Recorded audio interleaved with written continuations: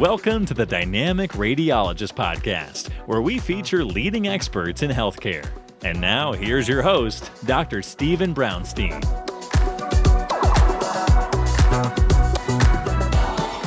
Dr. Stephen Brownstein here, host of the Dynamic Radiologist Podcast, where I feature top leaders in health field and what they are doing to change the world. Past guests and organizations I've worked with include Rutgers, New Jersey Medical School, Newark Beth Israel Medical Center, National Pain Foundation, and many more.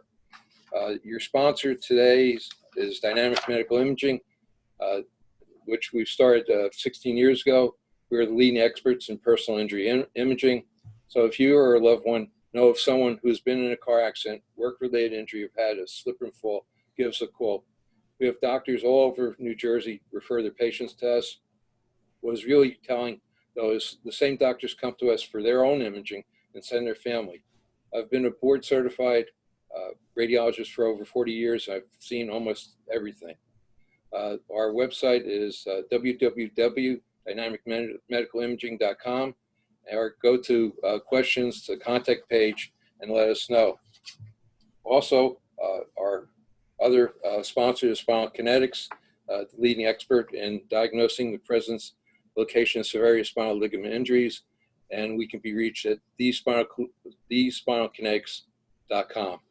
Today, I have a very good friend, Chris Dreyer, CEO of Rankings.io. Chris and his company are the leading experts in getting first page, top of the page SEO results for major personal injury law firms throughout the country. He has some of the most largest and prominent PI law firms throughout the United States. Chris, thank you for your time and welcome. Steve, thanks for having me. I'm glad to be here. Good. So how does a history major that wanted to coach basketball get to being in front of me today and being the CEO of Rankings.io? Yeah, it's an interesting story. So once I had my history education degree, I got a job at a little high school, and I ended up working as the detention room teacher, the detention room supervisor for the kids that got in trouble that had to stay after school or come in early. And I was in there every day, and there was just a ton of downtime, and there was only so much surfing the net, looking at Facebook and sports that you could do. So I typed in the worst query you could possibly imagine. I typed in how to make money online.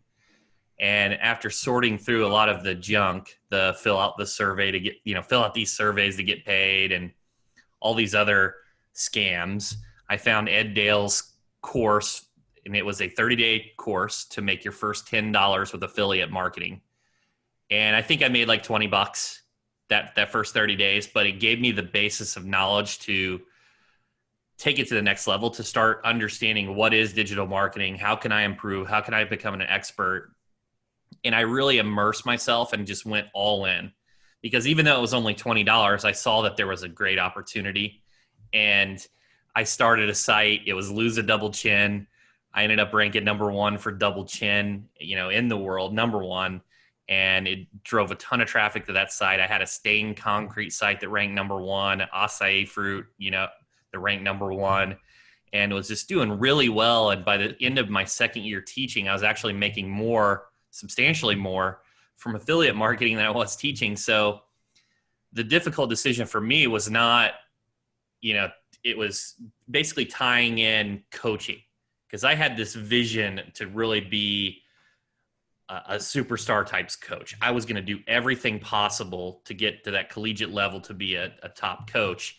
And so it was a tough decision, but I made a decision to pursue affiliate marketing, digital marketing. And, I've been doing that for about 14 years. I ended up basically around 2011, there was this algorithm update that basically nuked my income for affiliate marketing, because I wasn't doing things evergreen. I wasn't doing things that was long lasting and providing value. And I kind of learned what lessons not to do. I worked at another digital agency and rose to be their top SEO, and just decided, I have a lot of experience doing this. I can do this for myself. And that's where I launched attorneyrankings.org 7 years ago. Okay, and how do you get from the general attorney ranking to personal injury? So the biggest thing is I always use data to make a decision. At the end of my first 3 years at Attorney Rankings, I looked at our P&Ls and I identified that our profit margins for SEO, is also my passion, was substantially higher than website design and PPC. And I always considered web design as like a loss leader. They buy the site, then you do the marketing, but it wasn't true for us. We were getting clients through SEO and then they want to refresh their site. So we ended up just not doing that. We niched down. Then we did the same thing at the beginning of 2019. Instead of looking at our services, our horizontal areas, we looked at our industries within legal, and we identified that 70% of our revenue came from less than 40% of our clientele, and that was personal injury. So it was a very clear message to pursue this niche full time, become remarkable at it, become an expert, and really serve this clientele base to the best of our ability. And that's what we did, and that's what we've been doing. And since we've changed our name to rankings.io, and that's what we do. We only do personal injury SEO. So one industry and one horizontal. Okay, and how do you target which personal injury attorney firms you want to engage with? There's a great book. It's by Blair Enns. It's called the Win Without Pitching Manifesto. So the biggest thing that I do that's different is we have a very large inbound marketing strategy. We don't really hunt or do a lot of cold prospecting. We do a little bit because we have a podcast and we want to get these other elite attorneys on it. But for the most part, we're just creating a lot of educational resources, material, becoming thought leaders in the space about SEO, helping personal injury law firms. So a substantial amount of our leads either come from those inbound marketing efforts or referrals. And that's how we really identify who we want to work with. When they come to us, we can't help everyone. It's difficult in the beginning when you own a business to say no to someone that wants to work with you. But the reality is, when you put your head on the pillow at night before you go to sleep, and you know that you're giving your all and you can help everyone that's coming to you or a large percentage of them, you're going to sleep like a baby. But if you're just selling everything and you're not providing value, then it's a stressor. And I wanted to be an expert in the space. So what we do is we have an exploratory call and we really dive into their needs. And if we can't help them, that's okay. We try to find them a great resource for someone who can help them. But we also look for those signs of maybe they're not the right fit. And what I mean by that is we'll even go look at our prospects' reviews. If they have less than a 4.5 review on Google My Business and it's in those threes, we won't work with them, because if they're not treating their clients right, why would they treat their vendors and their strategic partners right? So we look at things like that. We also try to identify if they're in a market and they're actively trying to grow, as opposed to maybe just a lifestyle type situation. We want, because of the nature of SEO where there's only one winner, we want that winner to continually want to expand and open more locations. We don't want them to be happy, kind of have this lifestyle type earnings. We want people that are hungry and actively trying to grow. Okay, and with SEO, what one search term seems to draw the most potential clients to a particular law firm? For a law firm, for them, most of the time it's car accident lawyer. Most personal injury law firms are looking for car accident leads. They all, any motor vehicle, truck, motorcycle, bus, Lyft, and Uber accidents, those are all, for the most part, a high percentage of our clientele, personal injury attorneys, are wanting to rank for those phrases from a local level. It's different if they're going after nationwide terms, if it's a mass tort firm or maybe traumatic brain injury where they'll have a referral network. But for the most part, it's car accident, motor vehicle accident terms. Okay, and a client responds to the ad and calls in. each attorney firm has different ways to vet a client, whether they're going to represent them or not. What's the most common way that these major law firms evaluate clients as to whether or not they're going to represent them? So I think it's important to really identify, for the most part, most personal injury attorneys fit into two categories, 2 to 3 really. There's like a middle ground where one is a personal injury law firm is going to take any case that comes in. If you have a bruise, if you're in a minor accident, a soft tissue type situation, they're going to take any case. So they have their intake department is filled with support, whether it's intake professionals, paralegals, massive amount of support professionals that will take the intake information on a checklist type situation where they're asking questions to see if they're qualified. And it's really a volume game. So they just go through the checklist, they make sure the prospect meets the criteria, and that's how they're signing up cases. Then there's this other extreme where the personal injury law firm doesn't take a high volume of cases, but they're really looking for serious injuries that they want to litigate. So they're not pre-lit, they're not settling before litigation. They're really trying to take these to trial and get maximum value out of the situation. And it depends on the setup, but in some cases, the attorney themselves will take these calls. The larger ones still will have some type of intake professionals, but it's not really a volume game where they're looking for 200 car accidents a month. It's more, hey, can we get maybe 5 to 10 and have a very profitable organization? And these are easy to identify because of the expertise, because of the trial work, because of the amount. When you see their case results, you'll be able to identify these types of firms because they'll have these very large winnings, these very large settlements. Then there's somewhere in the middle where that's someone that will do the soft tissue, but also has maybe a team that will take some cases to trial if they're not getting if the negotiations aren't going well. They will hold the insurance company to the fire. And that's really the setup there. It's different, I would say, for the high volume. They have a whole intake team. Almost every type of firm that's set up that way has a big intake team, and that's the process that they go through. Okay. You mentioned one term a couple of times, soft tissue injury. Mm-hmm. And we have a company called Spinal Kinetics, and we identify spinal ligament injuries, which is a soft tissue injury of the spine. The disc is also a ligament, and an MRI just shows 23 ligaments and not really evaluate the other ligaments. And they're the leading cause of pain in the world. And, when you have a heart attack, that's soft tissue.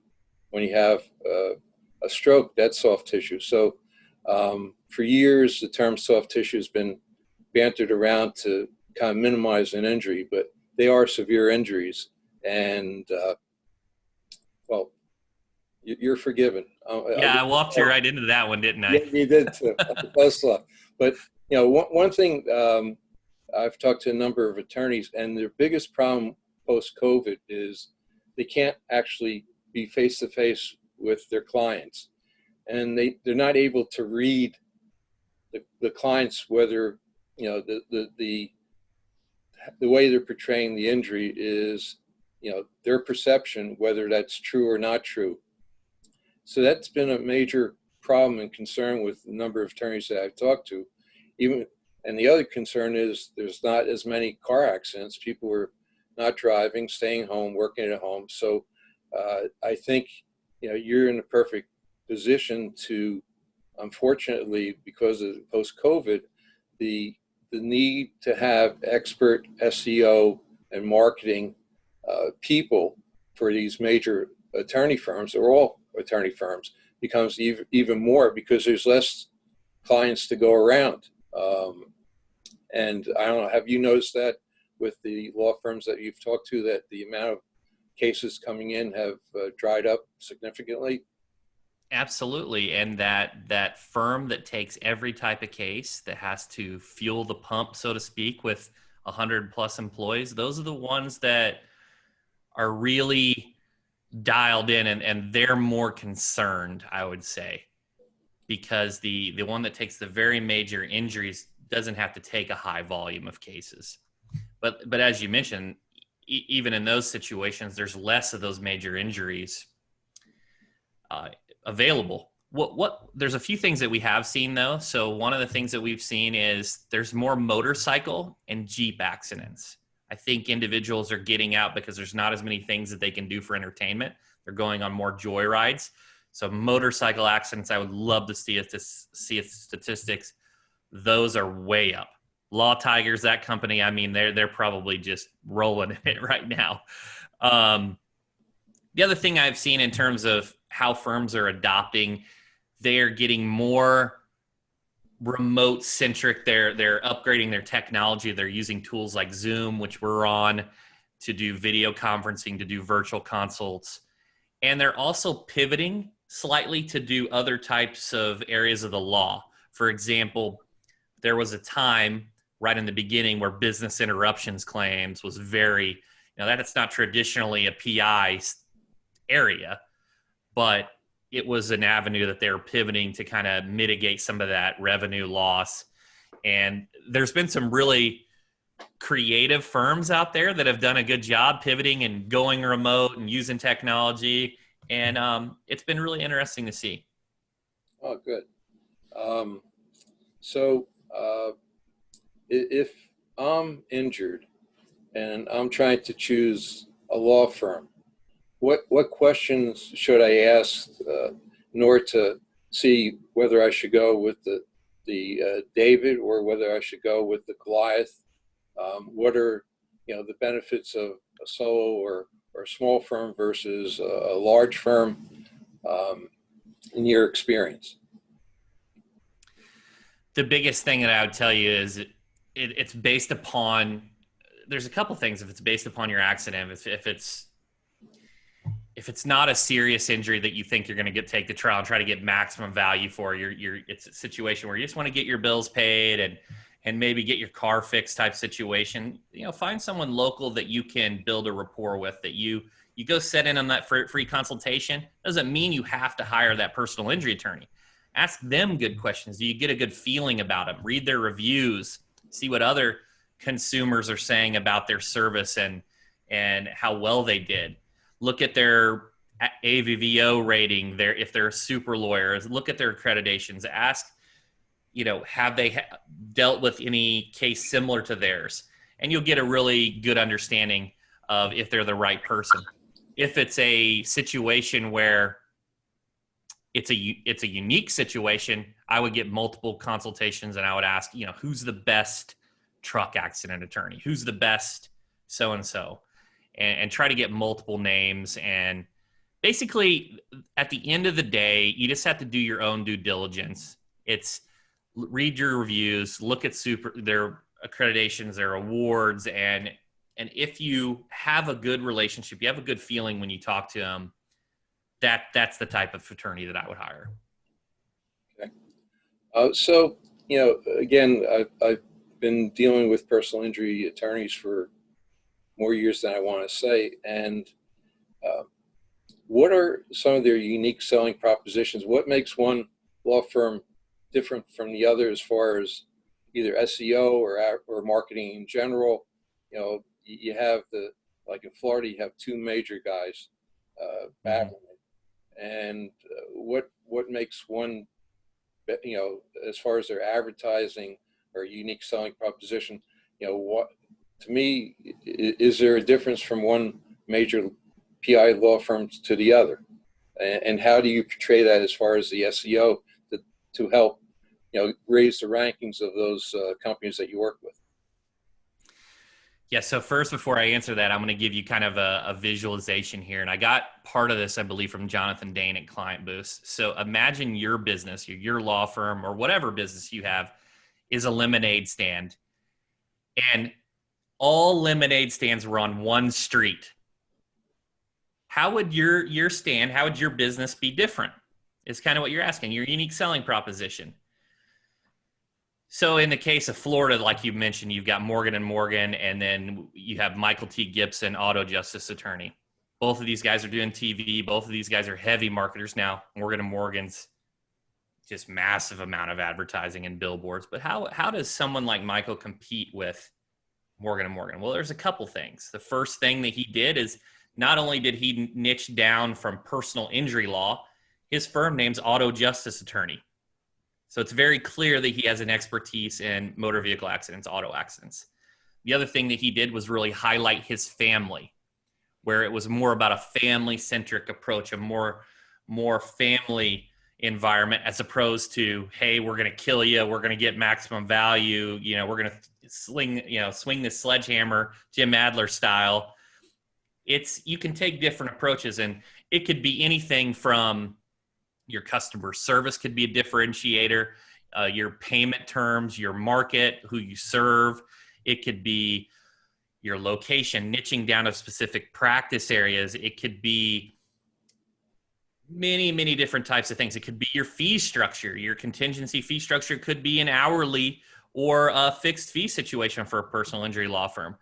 There are numerous ways to stand out, and I think it's important for any personal injury law firm that's listening to kind of reflect and do a retrospective. How am I different? And you can survey your clients. You can read their testimonials to see what they say and why they chose you. Maybe that's a differentiator. Maybe they have one that they see that they can make clear for you. But that's the biggest thing that you can do to carve out a space in a very competitive market, is to be different and to provide a different type of value. And you mentioned Mr. Gibson, Mike Gibson, and his personal story. And it seems that Chris Video does a great job in portraying the lawyer as a person. And Ben Glass, with great legal marketing, has hundreds of law firms that, again, if you look at their websites, Ben's been there because it has the personal touch. But now that becomes the standard. And so what's next, in your view? Once this has been exhausted, that everybody knows everybody's backstory, what's going to be the next differentiator, if you will, between Ben Glass's attorneys and Mike Gibson as an attorney, their backstory? It's similar to chiropractors. If you ask chiropractors why you went into chiropractic, they'll either tell you that they had a family member, or they were hurt and they went to chiropractor and got them better. So that's kind of the origin story of majority of chiropractors. And it seems that as far as personal injury attorneys, probably attorneys in general, that everybody has a backstory, everybody has an origin story. It's just now, probably over the last 5-7 years, people are accentuating that as their unique selling proposition, that I'm not the guy with the sledgehammer. I'm a regular Joe Blow that my mother, or I've been in a car accident, or I went to a chiropractor, got me better. And that's why this is my passion. This is what I get up each morning and excited to help people and represent them and get fair and just award for my clients or just patients, and get them reduce their pain. So once we exhaust that avenue to tell our story, what's going to be the next, in your opinion, next great differentiator in any business? Once the backstory and the origin story, what's next? Is there anything that's next? Absolutely. There are numerous ways to niche. The easiest, the most simple one is to niche to a sub-practice area of personal injury. So you've got Jay Kelly that specializes elk and MedMal. You have Brian Chase in product liability. You have Joe Freed for truck accidents. Where's the Uber and Lyft guy? Those they carry big insurance policies. Why aren't you? One thing that you could do is, hey, you have a headquarters. Well, give your staff a stipend to where they can travel to work for Uber and Lyft. for free. Those guys are on the road all the time. They get in accidents. They need defended. Then you could do slip and falls. You could be the slip and fall guy. There are numerous practice areas that you could become remarkable at. And when there is that mega case, you're going to be at the top of mind. You're going to be everyone's telling to bring on co-counsel or to refer to, because you're going to be able to get maximum value even on a referral situation. It'd be better for the referee than it would be to take it themselves. So that's the easiest. I would say another one is, and I'm not a personal injury attorney, but everyone does contingency work. If everyone does contingency work, I automatically think that I'm going to do it different. I'm going to do hourly or fixed fee. That's a way to differentiate is your pricing model. There are some advantages and disadvantages to that. Obviously, there's no risk. So a lot of times people do contingency work because of the trust situation. Oh, you don't have to trust me because I only get paid if we win. Right? But what if you already have an established trust? What if the barrier to entry is they know that you're an expert? You could bill hourly. You could bill fixed fee. And there's just a lot of different situations in which you could change. It could be deliverability. You could go to the individual's house. How many law firms go to every individual that's injured house? You hear those rare situations where people wake up in the middle of the night and they go meet someone to sign a case. What if that was just policy? What if you were hurt and you didn't have to drive into the law firm, but that law attorney would come to your living room and talk about your case? I mean, there's just a massive amount of ways to differentiate, and I think you just have to be creative, and when you find the right one, it'll really make you stand out. I'm glad you said that, because we have one that actually, there's an attorney out in Minnesota, Doug Schmidt, that took the spinal ligament injury, the CRMA test that we do. And he's gotten such great results. He's actually teaching chiropractors at Upright MRI as part of their continuing education about spinal ligament injuries.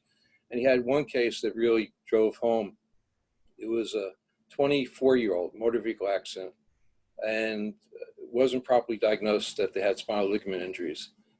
6 months later, they repeated the x-ray. She looked like a 60-year-old.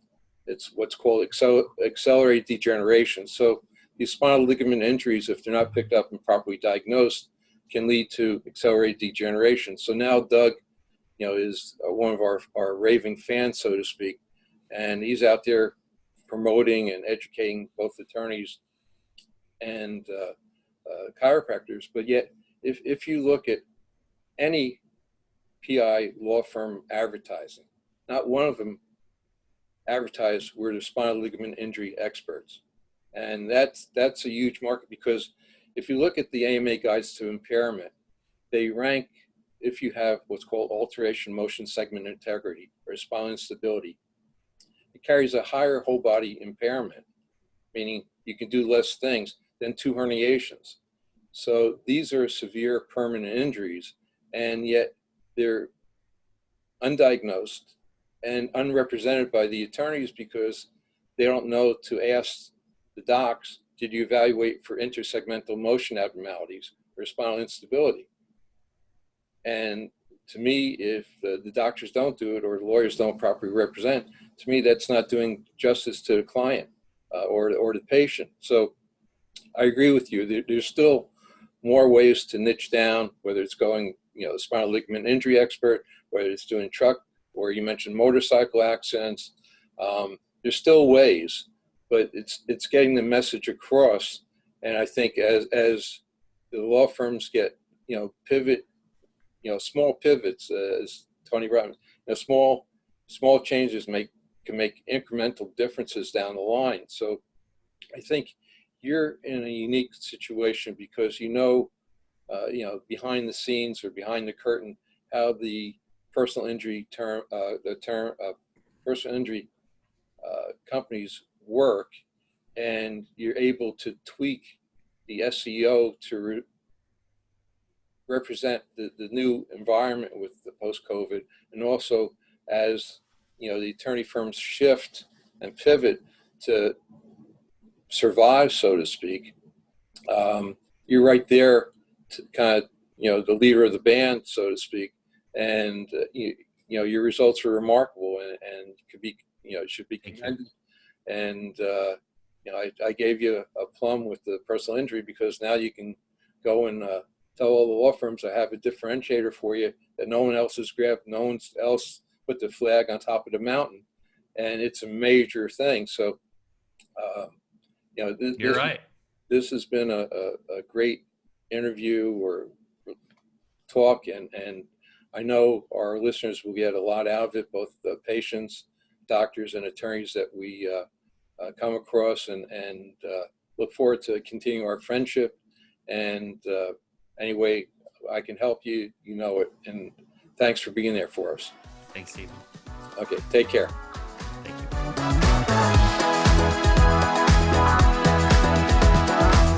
Thanks for tuning in to the Dynamic Radiologist podcast. Make sure to click subscribe to get updates on our latest episodes.